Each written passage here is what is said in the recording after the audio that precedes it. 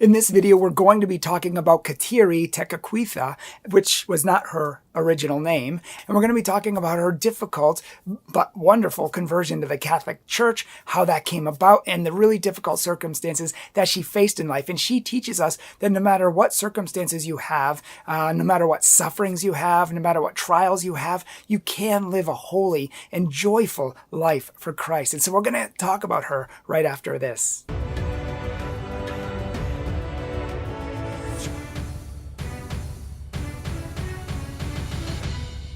My name is Bryan Mercier, president of Catholic Truth. If you haven't been here before, welcome. We want to help you to know, love, and live your Catholic faith with purpose and passion, and even be able to defend it. In this video, we're going to be talking about Kateri Tekakwitha, and I'm very excited about this young girl's life. The year was 1656, and she was born here, right in the United States, in central New York. And at that time, there were 5 Indian tribes who had come together centuries before, but they were living together as one tribe, and they made a pact in 1200 not to attack each other and to kind of be friends with each other. And so these 5 tribes came together in a pact, in a treaty, and they were called the Iroquois. And this is what Kateri was born into. In fact, she was part of the Mohawk tribe, which was the fiercest by far of the 5 tribes. But she was different than the Mohawk. She was very sweet. She was very kind. She was very peaceful and loving, which, I mean, she did have their stubborn fierceness as well, but she was much different than them because her mother was a Catholic. And in fact, the Mohawks used to raid and kidnap Christians all throughout their area and bring them back and either torture them or make them slaves. And one of these women that they had captured and made a slave would become the mother to the chief, because one of the great warriors of the Mohawk tribe actually took a liking to her, and they ended up getting married, and this warrior ended up becoming chief of the whole tribe.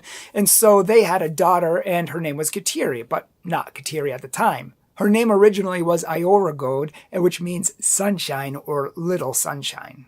Now, the Indians hated Christians. They especially hated the Jesuits, who used to come to try to evangelize them and share the gospel with them, teach them, educate them, and actually serve them. They would go around the camp and serve them. But they, at first, they refused to have anything to do with the white man, especially the Jesuits. They did not like these people at all, and so they would attack them and kill them many times, even when they allowed the Jesuits to come into the tribes many times, because the government wanted them there. Well, many times they would allow them, but then they would also go and burn and pillage their houses and their villages, and they would kill them and torture them and that sort of thing. So it became a problem.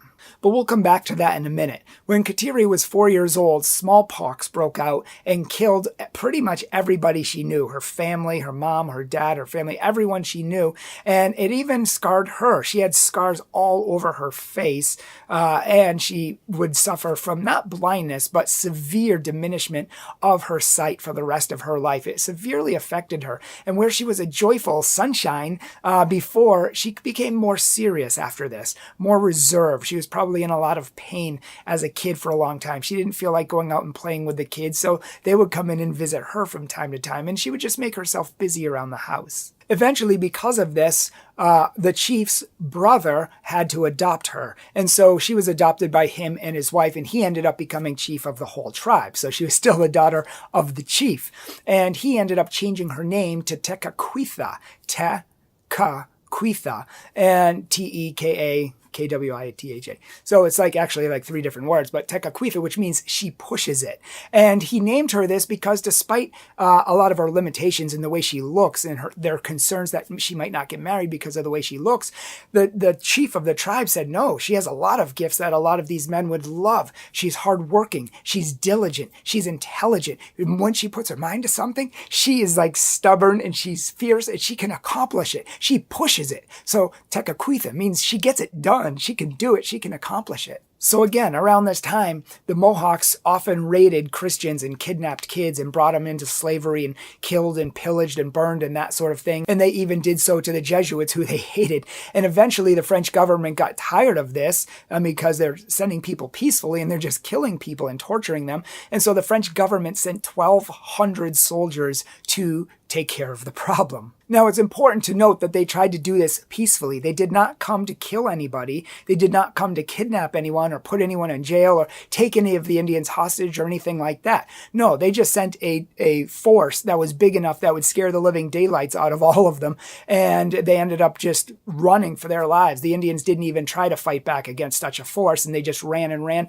And the French burnt all of their villages and burnt their houses to the ground and that sort of thing, just to kind of teach them a lesson, like, hey, here's your warning sign. Stop killing our people. We're not at war with you. Just stop killing us, please. And after that, they made a treaty with the French government, and they allowed the Jesuits and the priests to come in and peacefully preach to the people. I mean, in public, the Mohawks said you could not preach the Catholic faith in public. You could not live the Catholic faith. You couldn't live the Christian faith at all. That's why Tekakwitha's mother, who was a Catholic, had to do so in secret. And there was only one other Catholic in the village, another Catholic lady that they used to talk to and they used to pray with and that sort of thing. And they used to kind of influence Tekakwitha a little bit. And so that's where she got her foundation for becoming Catholic and what she would eventually become Catholic, because she noticed a clear difference between the black robes, the Jesuits, who used to come in and they were so joyful and loving, and they used to talk to everybody, and the Mohawks and the other tribes used to literally just grumble and just not even look at them or not even like them. They just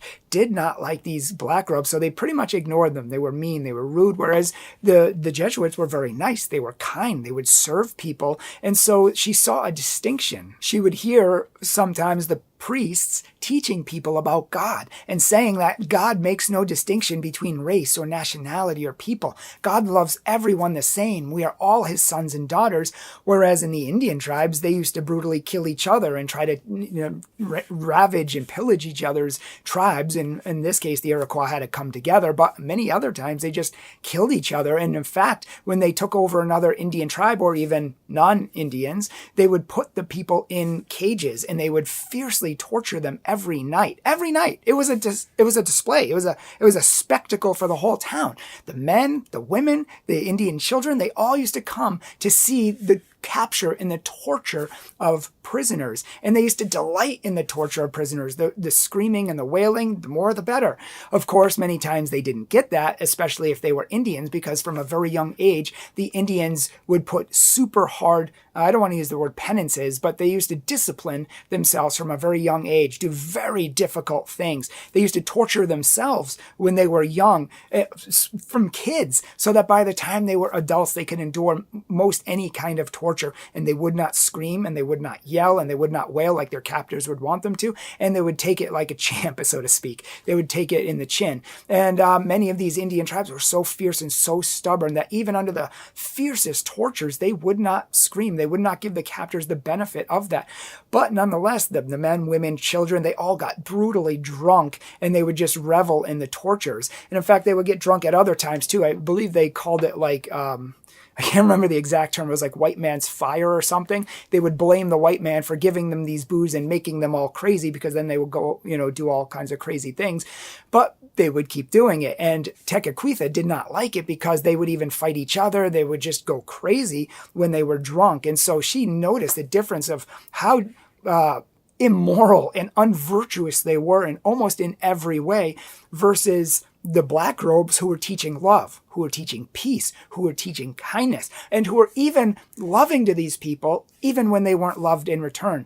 Even in the old days, and if you go to modern day New York today, you'll see the Shrine of Divine Martyrs, where the people had their fingers bitten off one by one by these Indians in order to torture them. And they would torture them every single day until they couldn't take it anymore and they would die.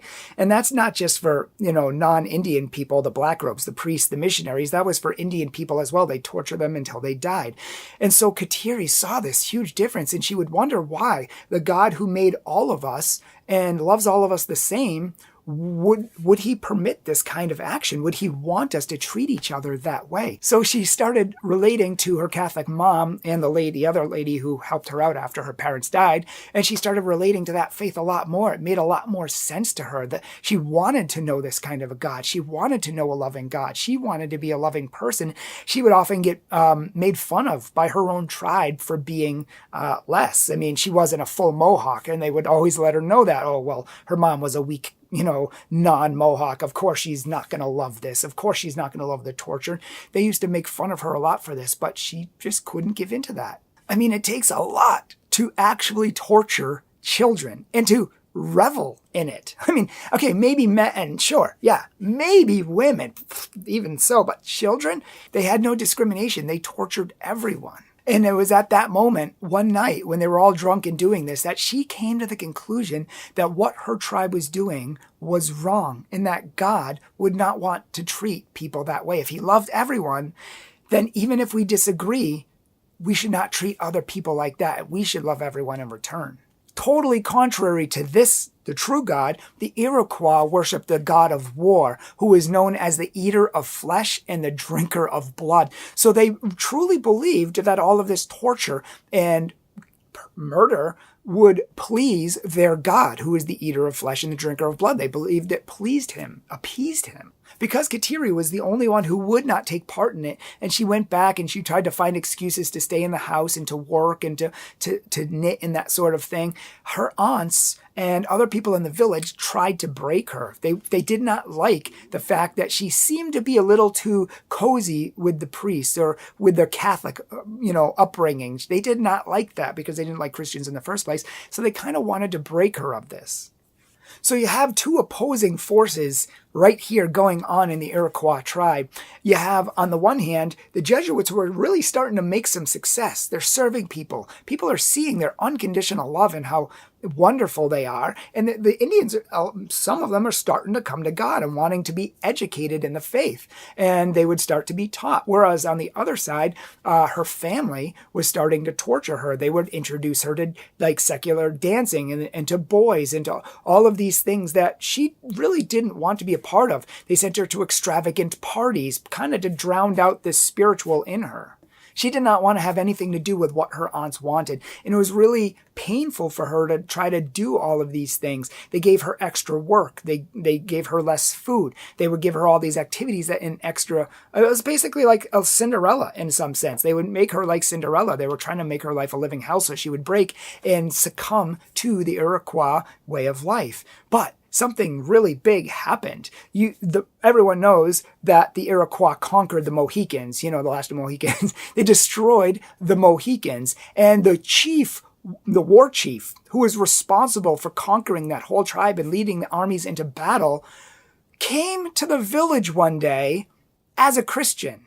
The chief savage warlord who conquered other Indian tribes converted to Christianity, and it was like a bomb in the Iroquois village. I mean, this man had left, and he had found a peaceful village of where Indians would go to learn from the Jesuits. And the Jesuits up in this area, they had their own little village, and they had a church in the middle, and then they had their own little wigwams around it, and they all lived in complete peace. They all lived in love. They all lived in kindness. They all lived with a spirit of brotherly love where it didn't matter who you were just loved by God. And this war chief was converted and ended up sending shockwaves through many of the villagers. Not only that, but he left behind his savage ways and went to the village to live there as one of them. Like nobody would ever have thought of this. Whereas before, this war chief who hated Christianity with all of his hate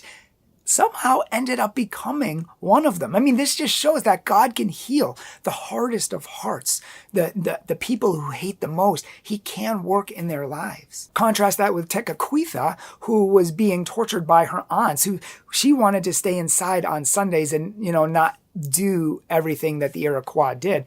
She said it's against the Lord. It's against the Lord's day. And the more religious she became, the harsher they became on her. The more of evil stepmother, in a sense, they were like to this Cinderella. And in fact, they said, if you're not going to do what we do on Sundays, then you will not eat. And so she didn't. She fasted for the entire day on Sunday, minus a few kernels of corn. She would not eat. And on other days, they made her fast as well, to the point where she was becoming so weak she could hardly stand at points. And the dad did not like the fact that they were torturing her, so he commanded them to stop and to figure out other ways to make her break or to do it in nice ways. Like he was really harsh on them and told them they better cut it out. And so she actually had a reprise for a while. She was, allowed to be free for a while, but then they found other ways to go about it. They started spreading gossip about her around town. They got the whole entire village against her. They started spreading rumors against her.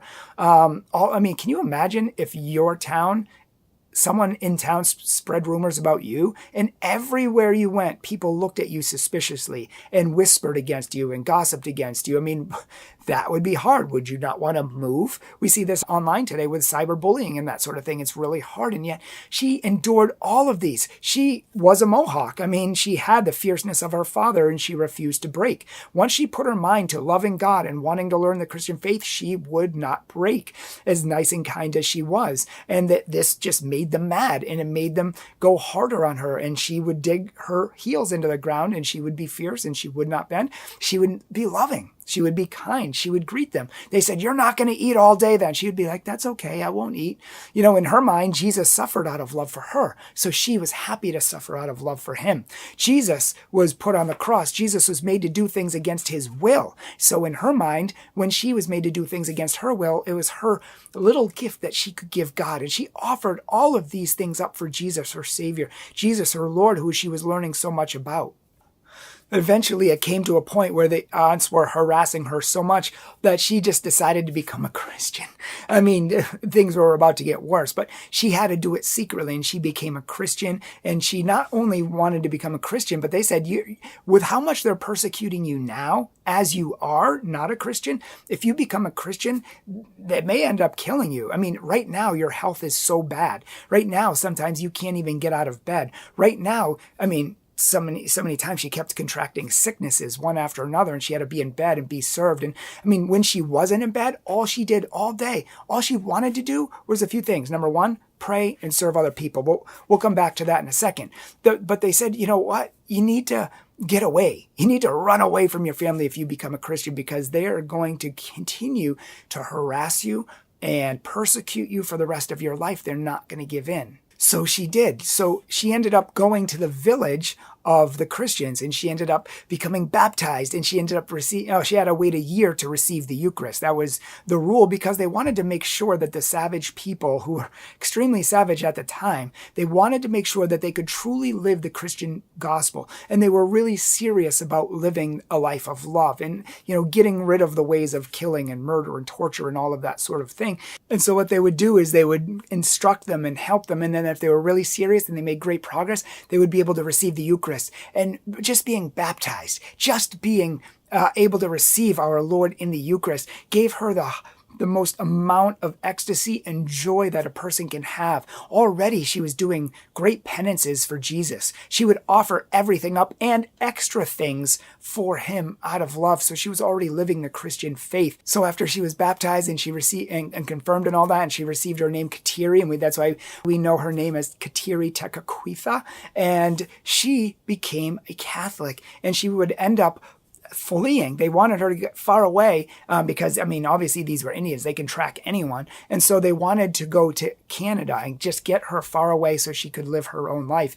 And in fact, somebody heard about this, and they went to tell the chief tribe, and they had already left a long time ago, started heading to Canada. They knew they would be tracked down like hounds, and they knew they would be caught. So they had to create this whole plan of diversion where 2 hours, they even tracked it to almost the minute. They're like, it's going to take them 2 hours and some odd minutes to track us down and kill us.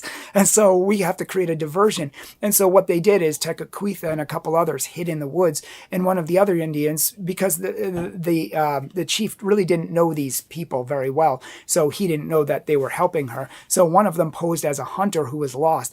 And he's like, I'm trying to kill a squirrel. And he was just on that branch, and I missed him. I was like, did you see him? And the chief was talking to him like, you missed a squirrel at that range? What kind of a hunter are you? And they just thinking he was like this crazy loony guy. And anyways, he just ignored him and kept going past. And once he kept going past, then the guy who was pretending went to get Tekakwitha and the other priest, and they ended up continuing their journey all the way to Canada, where they escaped, and they had villages up there where they lived in harmony, where they lived in community, and she prayed every day. I mean, she prayed like every day. She went to Mass 4 to 5 times a day sometimes just to pray in the church or go to church, and this is like winter time. Like, she couldn't feel her legs, she couldn't feel her hands, and yet she would kneel in the church where she could see just the clear smoke of her breath. And she would just want to be close to Jesus. Many times she would leave the village and she would go down where this tree kind of came over, and she would pray under there, and she typed her initials in there, Tekakwitha loves Jesus and that sort of thing. And she would just have this dream of wanting to live her whole life for Jesus.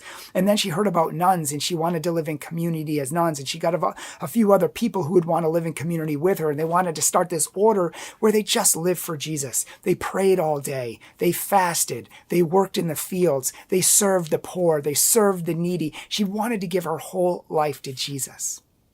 So they went and talked to one of the priests there, the Jesuit priest, the black robes, and he denied it. He said, no, you guys are just starting out on this journey. You can't just start an order. He's like, you're far too young. You don't know what you're doing. You don't know how to do it. And yes, there is an island of nuns right over there, but, it takes some time to discern it. And after some time, they all realized that, he was right. They really didn't know what they were doing. They were acting hastily, but Kateri still kind of wanted to give her whole life to Jesus. And so she told the priest that she wanted to live a vow of celibacy, like the nuns. She wouldn't live in community with them, but she was going to take a secret vow of virginity. And so she did. And he allowed her to after some convincing. And she ended up making a pact to Jesus where she wouldn't get married, she wouldn't do any of that worldly stuff, and she would give her whole life to him.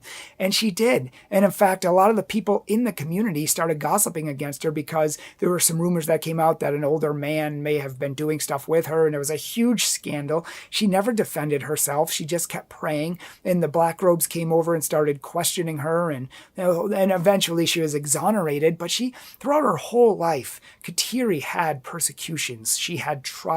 She had sufferings. I mean, she already had health issues, and she was still taking on huge fasts and mortifications, even where she would whip herself until the priests were like, okay, you're doing too much. You're going to kill yourself. Stop whipping yourself and stop bringing blood out of yourself. That is not what God wants from you. And still, even though she was sick, even though she couldn't even get out of bed for months sometimes, she would still fast and give herself penances. She's like, Jesus suffered for me every moment until he died. So I'm going to suffer for him every moment of my life, whether I die or not. And she did. And eventually, I think it was all this heavy penances that eventually led her to her premature death. She was known for saying, I just need a little food and a couple pieces of clothing. More than this, I do not want in life. All she wanted was her Jesus. Every moment of every day, she loved Jesus. She's a great example to us that no matter what sufferings you have, I mean, she had joy and peace in her soul despite all of this. She had a resolute devoutness, a discipline, a fervor, and a stubbornness, which was used in the right way to serve our Lord. And so we can do the same thing no matter what circumstances come up in our life, no matter what sufferings, no matter what catastrophes, no matter what injustices, things that don't go our way, but things that are unfair in life. We can offer them up out of love for Christ. We can offer everything up out of love for Christ. And through our prayer life, we can use it to come into great deep union with him. She still cared for her people so much so that she would walk on the frozen lakes barefoot, saying the rosary for the conversion of her people. I mean, she was hardcore. Are we hardcore? How much do we give to Christ a day? How much do we give to him in prayer? Do we give him the bare minimum? Do we give him our leftovers? Do we give him a few minutes at night if we have time? She gave him everything, and the saints are such an example to us to give everything we have to Christ.